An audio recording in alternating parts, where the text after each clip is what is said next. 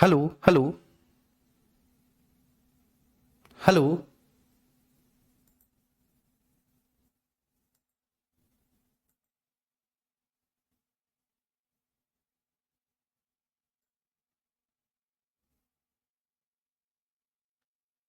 चलिए प्यारे बच्चों नमस्कार। आशा करता हूं कि आप सभी लोग बहुत अच्छे होंगे, स्वस्थ और मस्त होंगे, जबरदस्त होंगे जी।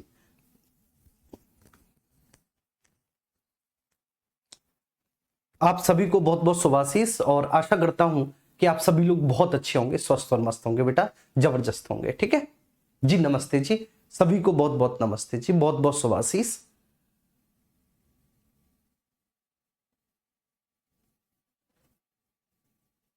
चलिए, मतलब बहुत सारे स्टूडेंट्स का एक ही सवाल है कि सर हम किसी कारणवश कल की क्लास नहीं कर पाए और वो कल की क्लास हमको मिल नहीं रही।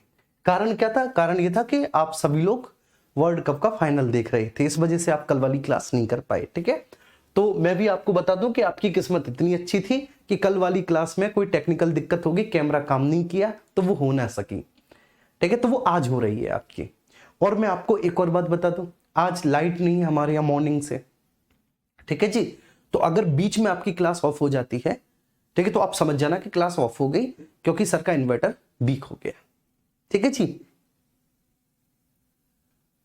आइए। तो आज हम बात करेंगे किसके बारे में? तो आज हम बात करने जा रहे हैं भैया आर्टिकल 25 से 28, जो कि आपको देता है धार्मिक स्वतंत्रता का अधिकार। ठीक है जी, तो हम उसके बारे में चर्चा करने जा रहे हैं। तो किसके बारे में चर्चा करने जा रहे हैं भैया जी? हम चर्चा करने जा रहे हैं धार्मिक स्वतंत्रता का अधिकार।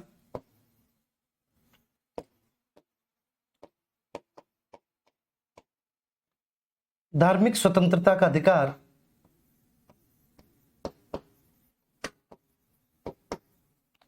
अधिकार ठीक है, आर्टिकल 25 से 28, इसके बारे में हम डिस्कस करेंगे। धार्मिक स्वतंत्रता के अधिकार के बारे में, राइट टू रिलीजियस फ्रीडम।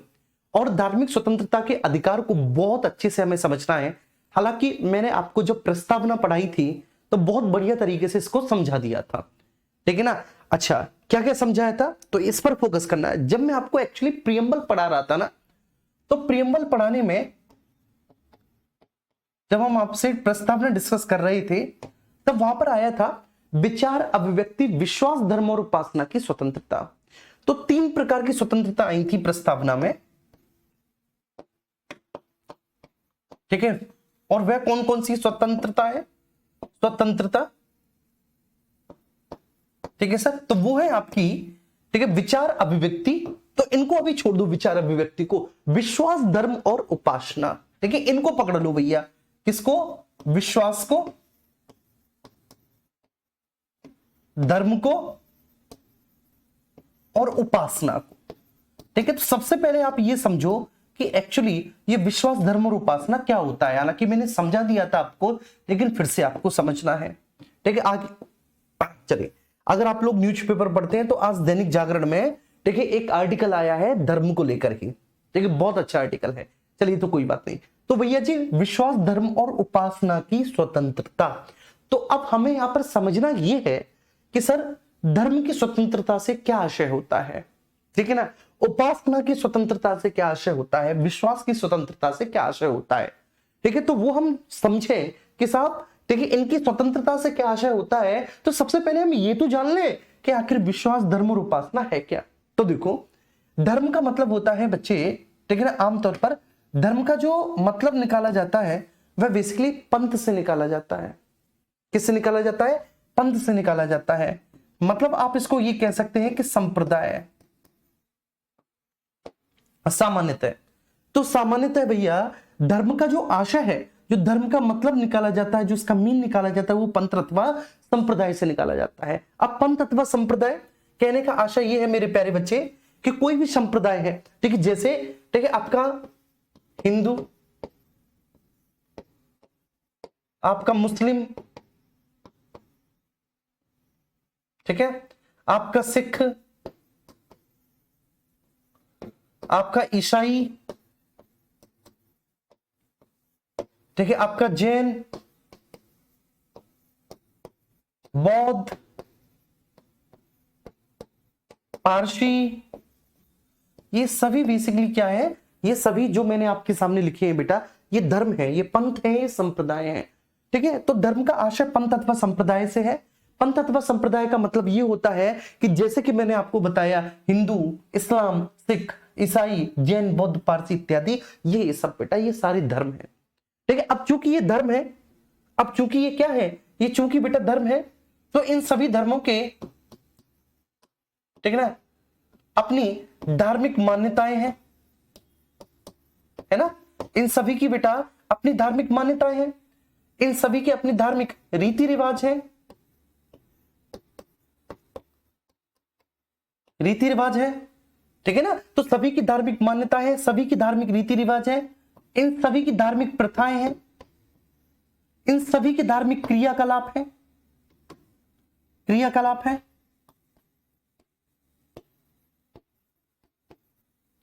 क्रियाकलाप है। ठीक है ना, चलिए, तो सभी के ये जितने भी धर्म मैंने आपके सामने लिखे हैं, ठीक है, सभी की अपनी धार्मिक मान्यताएं, रीति रिवाज, प्रथाएं, क्रियाकलाप, ठीक है, ये सारे हैं। अब ये जितनी भी मान्यताएं, रीति रिवाज, प्रथाएं अथवा क्रियाकलाप है ना बच्चे, ठीक है, ये जितनी भी धार्मिक मान्यताएं हैं, ये सारी दो प्रकार की होती हैं। ठीक है ना, ये धार्मिक मान्यताएं, क्रियाकलाप, रीति रिवाज, प्रथाएं बेटा ये सभी दो प्रकार की हैं। सबसे पहला प्रकार है आंतरिक, आंतरिक, और दूसरा है उसका बाह्य स्वरूप। ठीक है, तो दो प्रकार की हैं, आंतरिक और बाह्य। ठीक है, तो जो आंतरिक मान्यताएं, जो आंतरिक क्रियाकलाप है, तो वो सारे के सारे जो है ना मेरे प्यारे बच्चे, ठीक है, आपके क्या कहलाते हैं, वो आपके विश्वास कहलाते हैं। विश्वास का मतलब होता है कि धर्म का आंतरिक स्वरूप विश्वास है। आंतरिक स्वरूप बेटा क्या है, धर्म का विश्वास है, आंतरिक स्वरूप विश्वास है। ठीक है ना, और ठीक है, जो उस धर्म का बाह्य स्वरूप है, जैसे उसकी पूजा पद्धति, ठीक है, जैसे कि उसका सेलिब्रेशन, उसका सेलिब्रेशन, उसकी पूजा पद्धति, ये सारी की सारी चीजें क्या है, उसकी उपासना है। ठीक है जी, तो ये बात तो आपको बहुत अच्छे से समझ में आ गई होगी। आखिर विश्वास का मतलब है उसका आंतरिक स्वरूप। ठीक है, विश्वास का मतलब है कि उस धर्म की धार्मिक मान्यताओं को आप किस हद तक स्वीकार करते हैं, आप कितना स्वीकार करते हैं। ठीक है जी, तो आप कितना उनमें विश्वास करते हैं। उपासना का मतलब है पूजा पद्धति। ठीक है, उसका सेलिब्रेशन मतलब ये उसका क्या है सर, ये उसका बाह्य स्वरूप है, उपासना। मैंने जब प्रियम्बल पढ़ाया था बहुत अच्छे से समझाया था। ठीक है, ये बात क्लियर हो गई। अब ये बात मैंने आपको क्यों बताई, क्योंकि मैं आपको पढ़ाने जा रहा हूं आर्टिकल 25, इसलिए मैंने ये आपको बात बताई। आर्टिकल 25 क्या बोलता है, आर्टिकल 25 कहता है सर, सबसे पहले ठीक है आपको अंतःकरण की स्वतंत्रता देता है।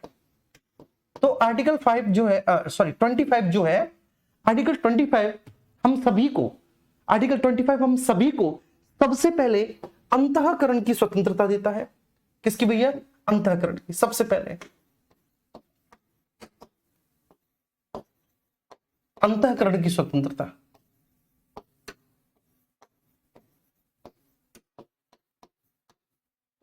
ठीक है, ध्यान रखना। तो सबको सबसे पहले अंतःकरण की स्वतंत्रता देता है। इसके बाद हमें दूसरी स्वतंत्रता देता है, वह किसी भी धर्म को मानने अथवा ना मानने की, किसी भी धर्म को मानने अथवा ना मानने, मानने अथवा ना मानने की, ना मानने की।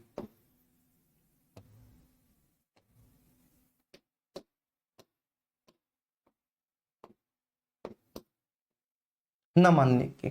ठीक है, दूसरी स्वतंत्रता देता है। तीसरी, ठीक है ना, आचरण करने की,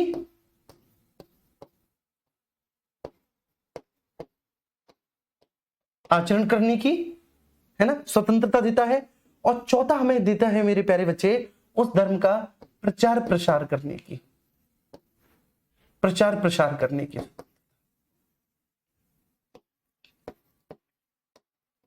करने की स्वतंत्रता, स्वतंत्रता। ठीक है सर, अब ये आपको टेक्निकल टर्म है, ये आपको समझने हैं। ठीक है सर, तो आर्टिकल 25 हमको स्वतंत्रता देता है। अब आर्टिकल 25 ने जो हमको स्वतंत्रता दे रखी है, वो सबसे पहली स्वतंत्रता है बेटा, ठीक है, अंतःकरण की स्वतंत्रता, ठीक है ना, अंतःकरण की स्वतंत्रता, ठीक है, ये जो है ना मेरे प्यारे बच्चे, अंतःकरण की स्वतंत्रता, इसका मतलब क्या है? इसका मतलब ये है कि जिस भी धर्म को आप मानते हो, ठीक है, उस धर्म के, ठीक है, आप आंतरिक स्वरूप को किस प्रकार से स्वीकार करते हो।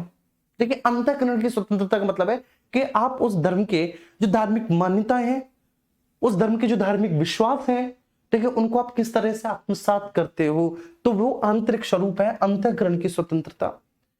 बात समझ में आ रही है? अंतःकरण की स्वतंत्रता, तो आपका अपने धर्म में, आपका अपने संप्रदाय अथवा आपके अपने पंथ में कितना, ठीक है ना, विश्वास है, और वो आपका विश्वास जो है, वो विश्वास आपका इंटरनल है, वो विश्वास आपका आंतरिक है, बाह्य दिखावा नहीं, ठीक है, वो क्या है सर आपका, ठीक है, आंतरिक है।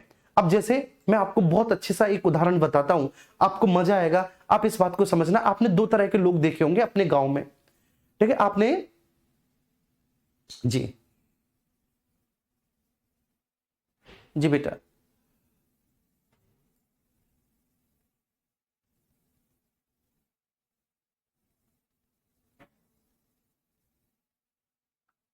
चलिए आर्टिकल 24 करा दूंगा, डोंट वरी, ठीक है, लास्ट में करा दूंगा 24 को, ठीक है, बिल्कुल भी परेशान मत होना आप सब लोग। अब यहां पर देखो, आपने जो है ना बेटा, ठीक है, जब आप कहीं पर भी किसी भी पूजा स्थल पर गए होंगे, तो किसी भी पूजा स्थल पे आपने दो तरह के लोग देखे होंगे, दो तरह के लोग, ठीक है। आपने जो सबसे पहले लोग देखे होंगे पूजा स्थल पे, वो ऐसे देखे होंगे जैसे जो भी पूजा स्थल है, ठीक है, जहां पर उनके आराध्य विराजमान है, तो साधक वहां पे जाते हैं, मतलब साधक का मतलब है दर्शनार्थी जो दर्शन करने के लिए जा रहे हैं या जो साधना करने के लिए जा रहे हैं, साधक वहां पे जाते हैं। दो तरह के साधक है, मतलब दो तरह के लोग हैं। एक वो जो बेटा ध्यान लगा के वहां पे बैठ जाते हैं। अब जब वो ध्यान लगा के वहां पर बैठ जाते हैं तो एकाग्रचित होने की कोशिश करते हैं। वो ये कोशिश करते हैं कि वो बेसिकली, ठीक है, जिस, ठीक है, एनर्जी बेस पर वो आए हैं, ठीक है, जो यहाँ की ऊर्जा है, वह उस ऊर्जा के साथ, ठीक है ना, बेसिकली डायलॉग कर सके, उसके साथ बातचीत कर सके, ठीक है। और इनफैक्ट अगर इतना ना कर सके, उनका आत्मबल इतना स्ट्रांग नहीं है, तो ध्यान लगा के कम से कम नहीं तो उसको महसूस कर सके, ठीक है। पहले ऐसे लोग होते हैं आमतौर पे, जिनमें मैं भी हूं। दूसरे आपने लोग देखे होंगे, जैसे मान के चलिए सोमवार को जा रहे हैं और क्या नाम है, भगवान शिव जी के दर्शन करने जा रहे हैं, तो मैं उनकी आलोचना नहीं कर रहा, वो उनका अपना विश्वास है, और मुझे यहाँ पे बिल्कुल ज्ञान नहीं देना, ठीक है। तो वो उनका अपना विश्वास है, ठीक है। मेरा विश्वास ये था कि मैं वहां पर ध्यान लगा के बैठ गया।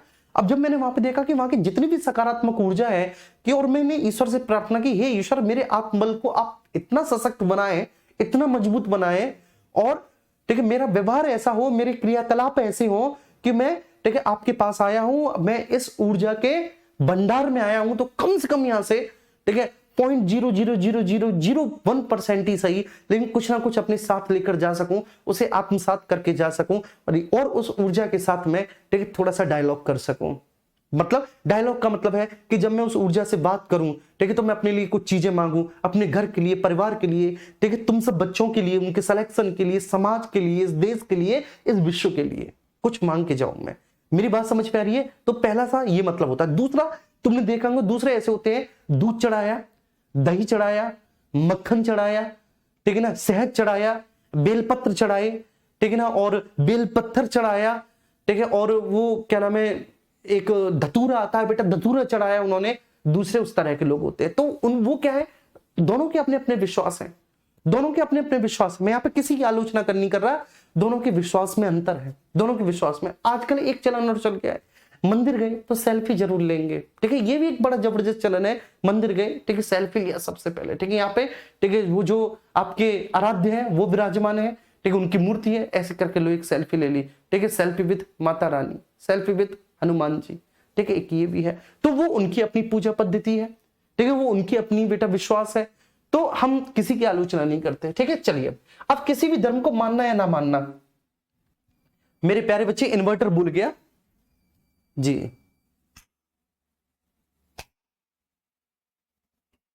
ठीक है, मैंने दूसरी लाइट जला दी है। चलिए, अब मैं, ठीक है, पता नहीं कितनी देर तक पढ़ा पाऊंगा, मुझे नहीं पता बेटा, लेकिन जितनी भी देर तक मैं पढ़ा पा रहा हूं, ठीक है, आपके सामने। अब है किसी भी धर्म को मानने या ना मानने की, ठीक है। अब मानने या ना मानने का मतलब क्या है बच्चे? मानने या ना मानने का मतलब है कि बेसिकली जैसे मान के चलिए कि बाई बर्थ, ठीक है, मैं हिंदू पैदा हुआ, ठीक है, एक हिंदू घर में पैदा हुआ, तो अब ये मेरी चॉइस है, ठीक है। जब तक मैं वयस्क नहीं था तो तब तक तो मेरे घर वालों ने, ठीक है, जिस धर्म में पैदा हुआ, ठीक है, उसी धर्म के अनुसार, ठीक है, सारे संस्कार किए, ठीक है। लेकिन जब मैं वयस्क हो गया, समझदार हो गया, पूर्ण आयु योग्यता क्षमता वाला व्यक्ति हो गया, तो अब ये मेरा खुद का अपना फैसला होगा कि मैं अब इस धर्म के साथ चलूं अथवा ना चलूं, ठीक है। तो मैं ऑब्वियस सी बात है सर, ठीक है, किसी भी धर्म को मान सकता हूं अथवा ना मान सकता हूं, ठीक है, मुझे पूरी स्वतंत्रता है। अब जैसे मान के चलिए, आपने बहुत सारे ऐसे उदाहरण देखे होंगे, जैसे कोई भी एक स्टूडेंट है, ठीक है, जो कि इस्लाम मत को मानते हैं, बेसिकली मुस्लिम है, कोई भी एक हमारे स्टूडेंट जो कि एक मुस्लिम है, इस्लाम मत को मानते हैं, ठीक है, उसके बाद, ठीक है, जब तक वो 18 वर्ष के नहीं थे तो उसी धर्म की जो, ठीक है, संस्कार थे, जो उसी धर्म की क्रियाकलाप थे, जो रीति रिवाज थी, जो प्रथाएं थी, उनके अनुसार, ठीक है, वो बढ़े। लेकिन जब वो पूर्ण आयु योग्यता क्षमता वाले व्यक्ति हुए, ठीक है, और उन्होंने किसी दूसरे धर्म को स्टडी किया, तो उनको लगा कि यहां पर मुझे ज्यादा धार्मिक स्वतंत्रता मिलती है, यहां पर मुझे, ठीक है ना, ज्यादा अध्यात्म की तरफ जाने का अवसर मिलता है, इस धर्म का दर्शन बड़ा व्यापक है, ठीक है, इस दर्शन में, ठीक है, सभी को साथ लेने की बात होती है, इस तरह से तो उन्होंने अपना धर्मांतरण कर लिया। बात मैं करवा नहीं रहा यहाँ पे धर्मांतरण, ध्यान रखना, वो उनकी अपनी खुद की चॉइस थी कि उन्होंने धर्मांतरण कर लिया, उन्होंने मतांतरण कर लिया। तो इस बात का भी पूरा अधिकार है मेरे प्यारे बच्चे कि वो किसी भी धर्म को मान सकते हैं, ना मान सकते, और धर्मांतरित भी हो सकते हैं, किसी दूसरे धर्म को भी स्वीकार कर सकते हैं, ठीक है। तीसरा, आचरण करने की स्वतंत्रता। अब ये जो आचरण है ना बेटा, ये क्या है सर, ये बाह्य स्वरूप है, ये उपासना है, आचरण करना ये बाह्य स्वरूप है, ठीक है। मैं बेटा दोनों लाइट ऑफ कर देता हूं, क्लियर है जी।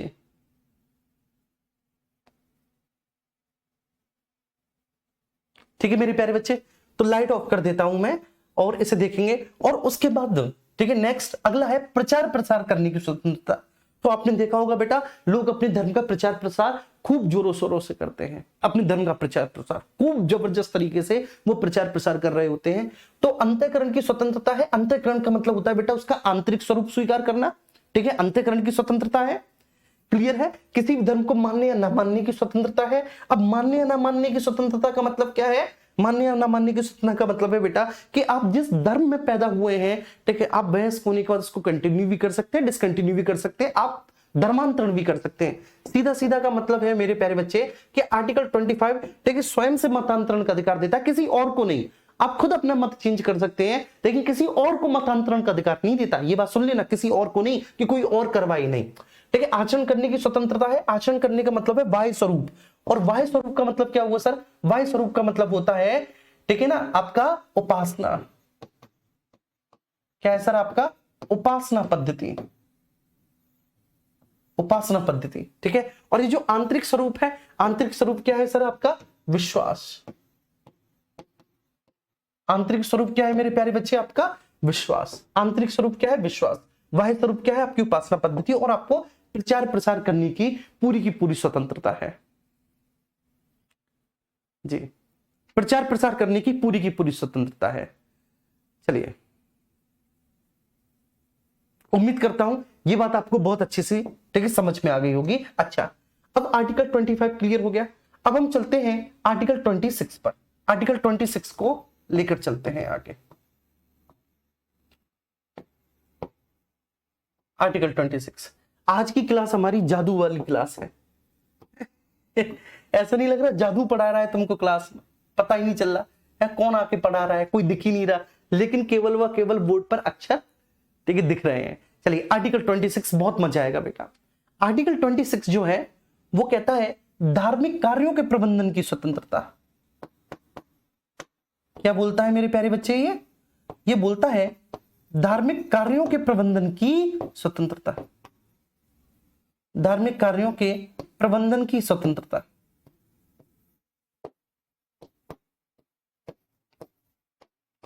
स्वतंत्रता, ये बहुत अच्छा आर्टिकल है, बड़ा व्यापक आर्टिकल है बेटा, धार्मिक कार्यों के प्रबंधन की स्वतंत्रता, ठीक है।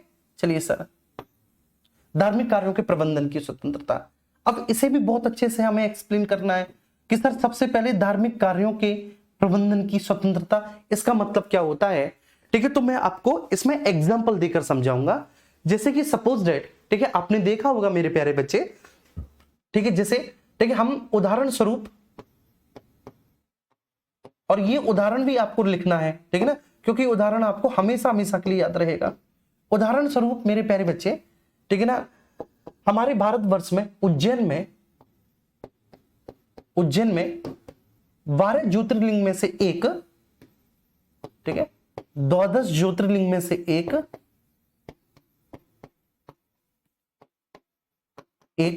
ठीक है, महाकाल बाबा है, महाकाल बाबा का मंदिर है, महाकाल ज्योतिर्लिंग है।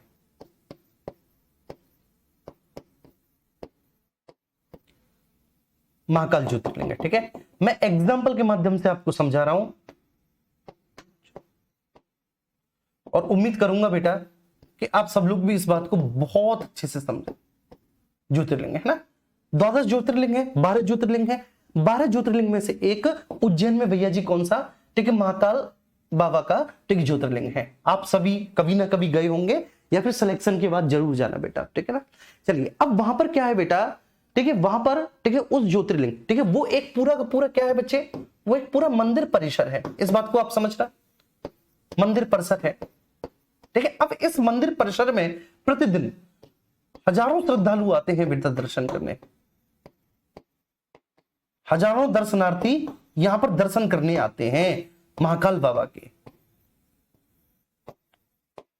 दर्शन करने आते हैं, महाकाल बाबा के हजारों दर्शनार्थी बेटा दर्शन करने के लिए आते हैं इस मंदिर परिसर में, ठीक है। अच्छा, अब जब हजारों दर्शनार्थी दर्शन करने के लिए आते हैं बेटा मंदिर परिसर में, तो सबसे पहले, ठीक है ना, ठीक है, ऑब्वियस सी बात है कि सर उनका मैनेजमेंट कैसे हो, उनका प्रबंधन कैसे हो।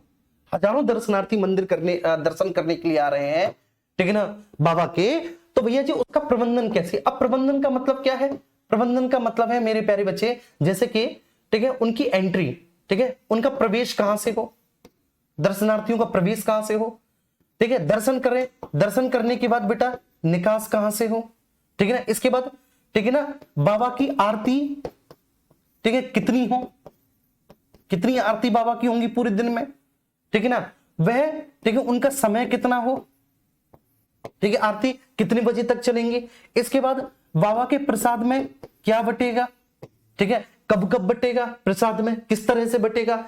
तो इसका पूरा जो पूरा प्रबंधन है ना बेटा, पूरा का पूरा प्रबंधन, ठीक है, वो एक बच्चे समिति करती है, जो खुद यहीं की समिति है, ठीक है, इसी मंदिर की एक समिति है। और उसी समिति के माध्यम से क्या किया जाता है बेटा, इसका पूरा प्रबंधन किया जाता है मंदिर समिति के द्वारा, मंदिर समिति के द्वारा। और यहां पर राज्य का कोई हस्तक्षेप नहीं होगा, ठीक है, इसमें राज्य का कोई हस्तक्षेप नहीं होगा। तो उदाहरण स्वरूप मैंने सबसे पहले उदाहरण, ठीक है, उज्जैन में लिया, और मैंने आपको बताया कि बेटा उज्जैन में 12 ज्योतिर्लिंग में से एक बाबा महाकाल के ज्योतिर्लिंग है, वहां पर एक मंदिर परिसर है, हजारों दर्शनार्थी आ रहे हैं, उनको बेटा दर्शन करवाना, ठीक है, और बहुत बड़ा चैलेंज होता है। और लेकिन पूरा का पूरा चैलेंज जो है बच्चे, पूरा का पूरा जो चैलेंज है, ठीक है, उसको एक मंदिर समिति के माध्यम से किया जा रहा है। ऐसे ही यहां पर मैं दूसरा उदाहरण भी आपके सामने लूंगा, ठीक है, बिल्कुल परेशान मत हो, दूसरा उदाहरण भी लूंगा, उज्जैन का लिया, दूसरा मैं यहां पर उदाहरण लूंगा, पता है किसका भैया,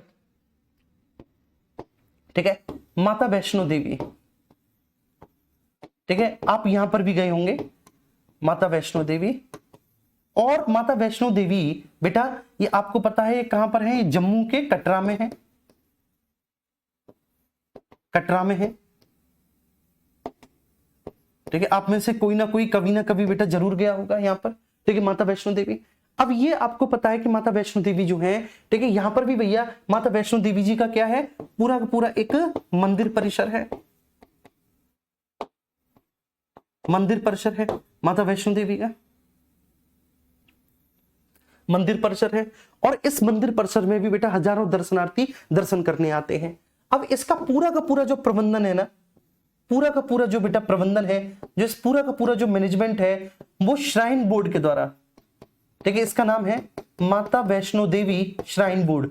आपने देखा होगा जरूर, आपको प्रसाद मिलता होगा श्राइन बोर्ड, ठीक है, एक थैला होगा, एक थैला जूट का, और जूट के थैले में जो प्रसाद मिलता होगा उस पर ये आपने जरूर लिखा देखा होगा, माता वैष्णो देवी श्राइन बोर्ड, ठीक है। तो ये जो श्राइन बोर्ड है बेटा, ये वहां का प्रबंधन है, और ये प्रबंधन बेसिकली उसी बोर्ड का है, उसी मंदिर परिसर का प्रबंधन है। और इसी मंदिर परिसर का जो प्रबंधन है, इसी मंदिर परिसर का प्रबंधन बेटा पूरी की पूरी व्यवस्था कर रहा है। जैसे कि दर्शनार्थियों का प्रवेश कहां से होगा, ठीक है, वही उनका निकास कहां से होगा मेरे प्यारे बच्चे, ठीक है, आरती, ठीक है, सेम वही बातें हैं, आरती, ठीक है, आरती कितनी आरती होंगी, ठीक है, माता रानी की सुबह कितनी होंगी, शाम को कितनी होंगी, ठीक है, उन आरती का ड्यूरेशन समय क्या होगा, ठीक है, वो कितने बजे होंगी।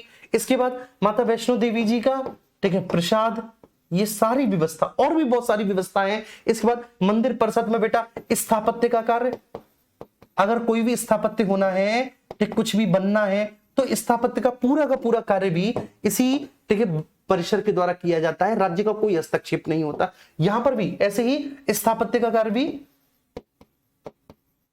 ठीक है, मंदिर समिति के द्वारा किया जाएगा। मंदिर परिसर में अगर कोई भी बिल्डिंग बननी है या कुछ भी बनना है, टाइल्स पड़नी है, फर्श पड़ना है, तो मंदिर, ठीक है, समिति के द्वारा किया जाएगा। इसमें राज्य का कोई हस्तक्षेप नहीं होगा। ये बात समझ में आ गई कि प्रबंधन की पूरी स्वतंत्रता होती है। ये बात मैंने आपको बहुत अच्छे से एग्जाम्पल के थ्रू बताई, पहला और दूसरा एग्जाम्पल दिया। ऐसे ही बच्चे, ठीक है, भारत में बहुत बड़े बड़े आपके स्कूल्स भी हैं, जैसे देवबंद स्कूल है, ठीक है, आपकी मस्जिद है भारत में, तो उनका भी अपना एक बोर्ड होता है और उन्हीं के माध्यम से पूरा प्रबंधन चलता है। ठीक है, चलिए, ये दो एग्जाम्पल आपके हो गए और आपने दोनों एग्जाम्पल बहुत अच्छे से समझे, है ना। उम्मीद करता हूं बहुत बढ़िया से समझे, बहुत अच्छे से आपको समझ में आए होंगे। आई डोंट थिंक सो कि किसी भी स्टूडेंट्स को किसी भी तरह की कोई भी दिक्कत रही होगी बेटे, है ना। तो जो बोला गया है ना, क्या बोला गया है सर आर्टिकल 26 में कि धार्मिक कार्यों के प्रबंधन की स्वतंत्रता। तो प्रबंधन का मतलब होता है, प्रबंधन का मतलब सब कुछ, ठीक है, प्रबंधन का मतलब सब कुछ। तो धार्मिक कार्यों के प्रबंधन की पूरी स्वतंत्रता है। अब जैसे व्यक्तिगत स्तर पर धार्मिक कार्य क्या है, व्यक्तिगत स्तर पर अगर मैं धार्मिक कार्यों को देखूं, पर्सनल लेवल पर, व्यक्तिगत स्तर पर अगर मैं धार्मिक कार्यों को देखूं, तो सबसे पहली बात, ठीक है, मुझे पूरी स्वतंत्रता होगी कि मैं, ठीक है ना, किस ईश्वर की पूजा करूं, मैं किसको मानूं, मैं किसको ना मानूं, ठीक है, मैं किसकी आरती करूं, किसकी आरती ना करूं। ऑब्वियस सी बात है, मैं अपना घर का मंदिर कहां बनाऊं, कहां नहीं बनाऊं। ऐसा नहीं कोई, ठीक है, आके नहीं कह देगा कि भैया तुम्हें अपना मंदिर यही बनाना, इसी दिशा में बनाना। मुझे पूरी स्वतंत्रता है। ऐसे ही जितने भी धार्मिक इंस्टीट्यूशंस हैं, ठीक है, ये मैंने उदाहरण के माध्यम से बताया, इनको भी बेटा पूरी स्वतंत्रता है। अब बेटा इन्वर्टर बोल चुका है, टाटा बाय बाय, ठीक है, ओके, लव यू ऑल बच्चे, अब नहीं पढ़ा सकते एक भी मिनट।